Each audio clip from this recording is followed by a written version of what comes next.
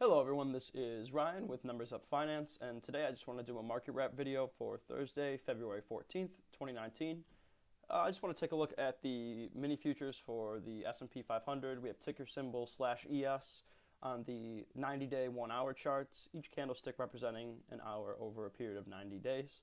So to start, I just want to take a look at the trend off of the December lows. We've had a very strong bullish push from those lows. And we've had many signals, what I believe, along the way to be a swing trade opportunity for shorts, and they haven't played out as I'd like them to. But that doesn't mean, the one we have now isn't still a good objective entry, and we're going to dive into it. So to begin off of this first trend line, we had multiple reactions. We can see we had about 1, 2, 3 reactions along this first trend line. And what happened was we had a bearish wedge pattern force us out, and the break of this trend line was our sell signal. Now, although I expected this to be a further pullback than we got, what happened was a period of sideways trading. And then this was followed up by another leg up, with a little sideways trading in between. But this was an extended period of sideways trading that kind of foiled our initial pullback. And although we had a good objective entry and a sell signal, the break of this trend line, it didn't play out the way we'd like. But now, if we look at since about February 8th, we've been on another uptrend. We've had multiple tags off of this new trend line. We have about 1, 2, 3 right here. And what's forming on this trend line on the 1-hour chart is another bearish wedge pattern. We can see that up in the top, we're getting squeezed out to the point where we actually broke down today and had a sell signal. So this morning, there was a lot of news-fueled events that caused this impulsive candlestick around 8 a.m. prior to the market's opening. And I mean, I take it as a sell signal, although you can see here there was a very strong support line at 27.36 that was hit, acted as resistance twice back here with a couple reactions, and then it acted as a support today because, old resistance, new support. And we saw a sell signal this morning, but then we saw a rally back up. I mean, you probably could have seen this move coming. So, you didn't have to enter shorts right at market open. Of course, we see that we actually got reversed as the market came to a close today. Around midday, actually, right at this resistance level around 27.55. This was the top of our bearish wedge pattern we just broke today.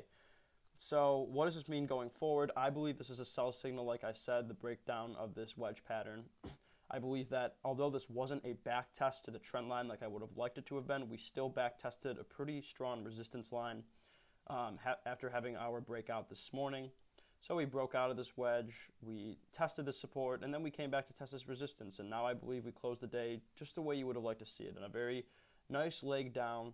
And hopefully we can push right past this resistance point and go to test 27.07. This is our 61.8 retracement level from the December 24th lows.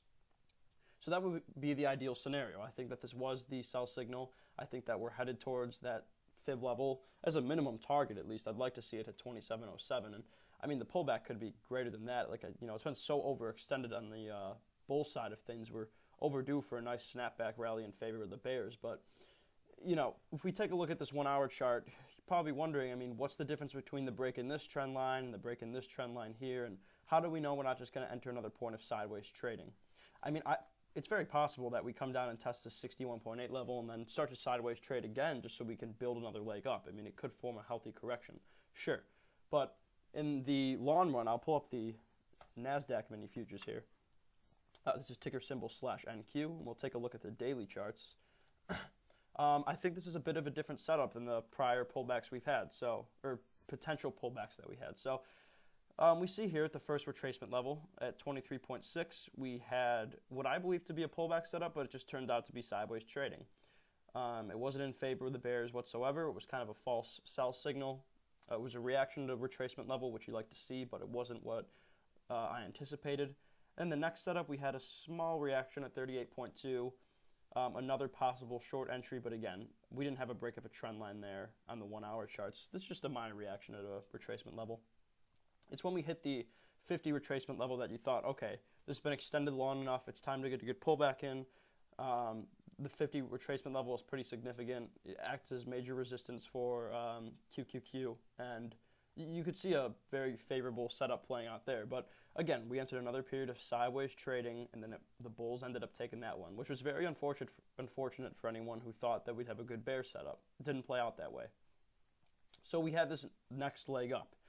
And on NQ, same story as on ES. They trade very similarly, but if you look at the 1 hour charts, which I'm not going to look at, I'm just going to keep the daily charts pulled up for NQ, but we had a similar situation where we had an impulsive break of the trend line, of the bearish wedge pattern actually, play out this morning, and that to me is a sell signal. But to differentiate this from our prior breakdowns of bearish wedges in this leg up, this very extended, what do we got here, 17, 18%, 19% leg up since the December lows.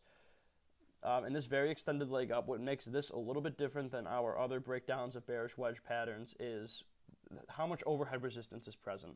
And you can see the candlesticks reacting in that way. I mean, we've had 2 reversal candlesticks form right along this overhead resistance. So what's acting as that? Well, first thing, we have our 61.8 retracement level. And we know that the 61.8 retracement level is incredibly strong resistance for, not just the indexes, but any position at large, especially some of your bigger NASDAQ companies like Amazon, Microsoft, Apple. All those positions will play off of these retracement levels relatively similar.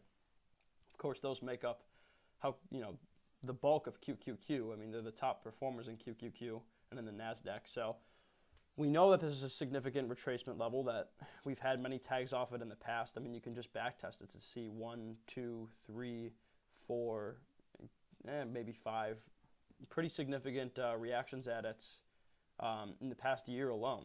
So that's a significant level. But we also have this 200-day SMA acting as even stronger resistance for it. Now, in the past, it's acted as pretty loose support. Prior to our meltdown from the October highs, we didn't even really come close to this 200-day SMA.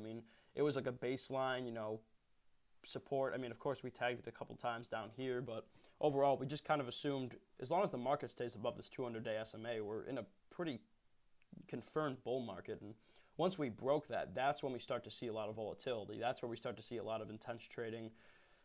Markets changing 2 to 3% a day. So, of course, we have to look at this point with a lot of significance. We can't just act like this SMA isn't there. We can't just act like it isn't a strong overhead resistance point. So, yes, we're running into a fib level just like we did at these other points. But we're not just running into the fib level. We're also running into a super strong indicator, the SMA, the 200-day SMA on the daily charts for QQQ. Again, just coupling that with a lot of overhead resistance tells me that this is time for the pullback, and it's really time to have a good short entry. If we take a look at the 4-hour charts too for NQ, we see that our divergences on the MACD are still very much intact, even more so intact. We've had this reversal on the momentum here. Again, price has been going up consistently, but our momentums just keep making lower highs along the way. Probably get the same deal on the RSI. Not exactly the same, but still, you could still have a type of divergence forming on the RSI, which is pretty essential to confirming our reversal for us. So pair your divergences with the daily chart resistance at the 61.8 fib level and the 200-day SMA, and then couple that with the fact that we broke a significant trend line on the 1-hour charts. I think it's pretty safe to say that we have a good swing trade setup ahead of us. And again, I would look for at least targeting the 61.8 fib level on the S&P 500 futures. And again, that's going to be around 2707. So that would be my minimum target laid out for this. Pretty strong resistance in the past. Could see some reversal there. But again, don't forget how overextended we've been in this pullback. Don't forget that the more overextended you are in one way, the more likely you are for a strong snapback in the other direction. So watch the charts. Make sure you complete your own technical analysis. Keep an eye out for the indicators to close the week tomorrow. And I would expect not an impulsive day tomorrow, but I would expect tomorrow to favor the bears nonetheless. Now, if the bulls step in tomorrow and push things past those 200 SMAs and those 61.8 levels, and we close the week above those things confidently, the story might change. This can change in just a matter of one trading day. But right now, all the signals are telling us to go short. We've had a lot of sell signals, and again, I would expect a solid pullback here. So that's pretty much it. I will keep everyone updated and keep my thoughts updated as the charts change, should anything change in the technicals. But other than that, this has been Ryan with Numbers Up Finance. Get your numbers up and happy trading.